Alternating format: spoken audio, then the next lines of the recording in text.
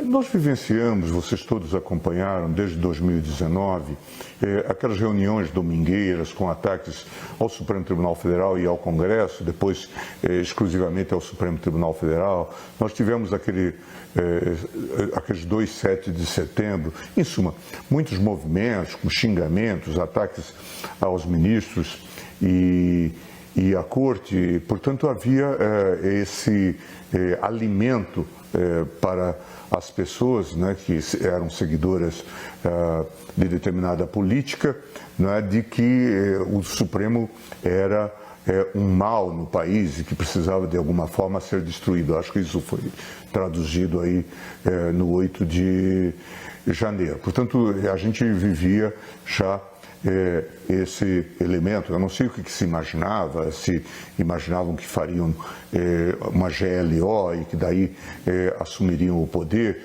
e aí vem essa nota que tem o caráter um tanto canhestro do ponto de vista jurídico.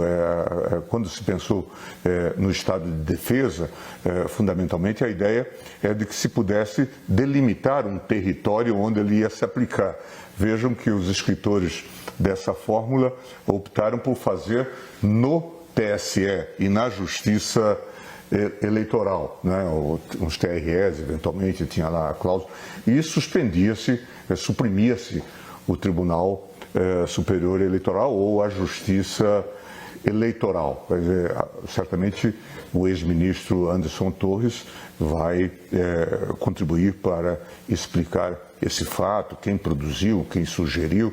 Também as investigações podem propiciar, mediante quebra de sigilo, não é? Todo esse arcabouço e esse enredo. Eu espero que isso seja esclarecido o mais rapidamente possível. Mas quem faz toma esse tipo de atitude e tenta, de alguma forma, boicotar as eleições, ou os resultados das eleições, ou a transmissão do cargo, não está imbuído de projeto democrático, obviamente. Certamente há um equívoco nessa interpretação do artigo 142. A massa majoritária dos juristas, das pessoas responsáveis, jamais viram nas Forças Armadas esse papel. Todos nós temos o maior respeito e admiração pelas nossas Forças Armadas, mas não imaginamos como um poder moderador ou mesmo como uma função de arbitrar um eventual conflito entre o Legislativo e o Judiciário. Isso não cabe em nenhuma leitura possível do artigo 142. Tanto é que quando se chama as Forças Armadas para a manutenção da lei e da ordem, isso tem que ser feito a partir de vindicação e de indicação de um dos poderes eventualmente afetados. Isso precisa ser devidamente compreendido e não há aqui nenhum menoscabo, nenhuma redução de importância das Forças Armadas. Mas alguns juristas veicularam isso e isso se tornou,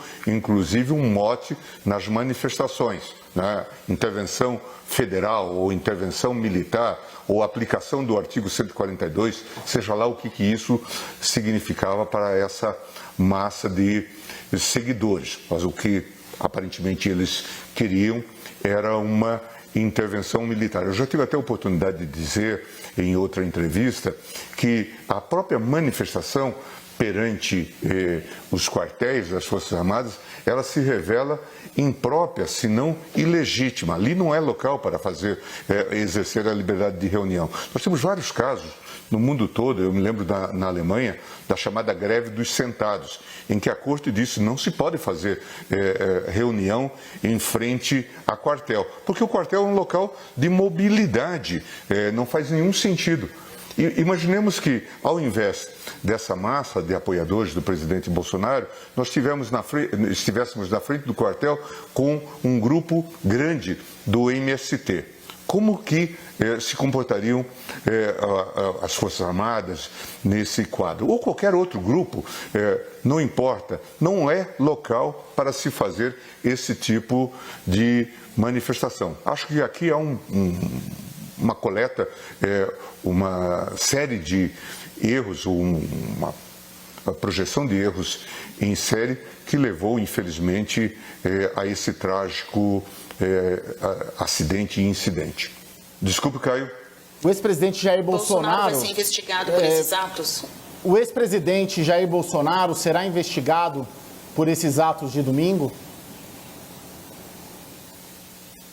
Eu acabo de ver que o procurador-geral Aras teria pedido, vi notícias na imprensa, a abertura de um inquérito inserindo o ex-presidente Jair Bolsonaro. De modo que imagino que ele estará nessas investigações. É um todo complexo que a gente precisaria de analisar. Ainda ontem eu li um artigo de um pesquisador brasileiro, que eu acho que está na Universidade de Oklahoma, dizendo que esse movimento mais recente, ou esse movimento do Fora STF, começa com a Lava Jato. E era um dístico do Deltan Dallagnol. E isto foi incorporado, né, por esses grupos. Eu acho que a mídia contribuiu também para isso, né, na medida em que valorizou excessivamente esse movimento, que depois se viu como que prosseguia aquela coisa da Vaza Jato. Depois isso foi incorporado no movimento político. E claro, nós temos uma dificuldade imensa de nos comunicarmos, certamente falhamos nisso. Veja que nós fomos definitivos para evitar que a pandemia tivesse mais mortes do que tivemos. Já tivemos muitas mortes, mas o tribunal foi decisivo em fortalecer estados e municípios vis-à-vis a União, naquela confusão que havia sobre competência, isolamento social e tudo mais. Não obstante, o governo e seus seguidores passaram a dizer que não atuaram tanto quanto desejavam, significava, não foram mais omissos, porque o Supremo Tribunal Federal tinha impedido. E parte da população, que foi salva, muito provavelmente por conta dessa ação, compreende que nós impedimos o governo de governar ou de fazer aquilo que ele vinha fazendo muito mal. Eu quero aprofundar esse debate, eu acho que é um lugar inadequado. Tanto é que eu estou sugerindo que nós façamos uma lei federal sobre o direito e a liberdade de reunião. Hoje, mais do que ontem, com a facilidade de uso das redes sociais, nós podemos fazer uma manifestação com 100, com 200 mil, e daqui a pouco estamos fazendo na porta de um hospital, podemos estar fazendo em locais absolutamente inadequados. Então isso tem que ser devidamente definido. O mundo todo vive esse problema e tem uma regulação muito precisa sobre isso. Certamente estou convencido de que porta de quartel, como a porta da Polícia Militar, não é um local para fazer manifestação.